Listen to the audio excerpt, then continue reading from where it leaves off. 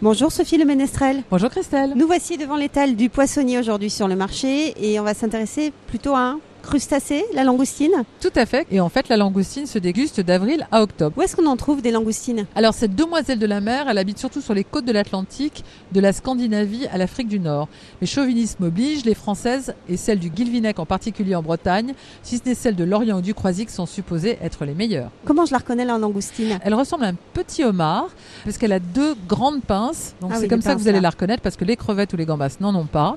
Par contre, vous ne pourrez pas la reconnaître à la couleur parce qu'elle est orange, qu'elle soit crue ou cuite, alors que les crevettes, quand elles sont crues, sont souvent grises. Bonjour monsieur. Bonjour. C'est vous qui avez ce très bel étal avec des crustacés et des poissons. Oui, Les langoustines, d'où viennent-elles ? Guilvinec. Et comment est-ce que vous les préparez les langoustines ? Je vais faire cuire au courbouillon 3 minutes, c'est assez rapide. Comment est-ce qu'on a choisi Sophie la langoustine ? C'est un des crustacés les plus délicats et il est impératif qu'elle soit de première fraîcheur et consommée immédiatement, à la fois pour votre santé et pour protéger ce petit goût sucré qui en fait toute la saveur et qui se perd au réfrigérateur.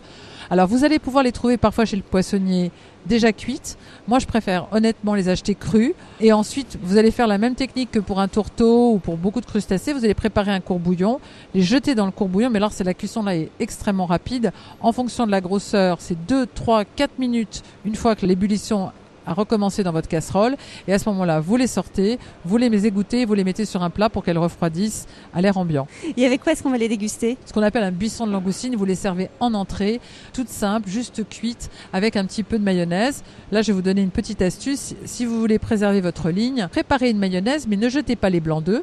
Mettez-les à côté, montez-les en neige et mélangez-les à votre mayonnaise. Rajoutez un petit peu de moutarde pour qu'elle soit un petit peu plus corsée. Et vous aurez une mayonnaise très légère, mais vous ne perdrez rien au niveau du goût. Sinon, alors bien sûr, la langoustine se cuisine. Vous pouvez même la faire au curry, c'est délicieux. Et ben voilà, il nous reste plus qu'à les casser et les déguster. Merci Sophie. On retrouve tout ce qu'il faut savoir sur la langoustine sur votre site terroirdechef.com. Et vous, on vous retrouve la semaine prochaine. À bientôt. À bientôt Christelle.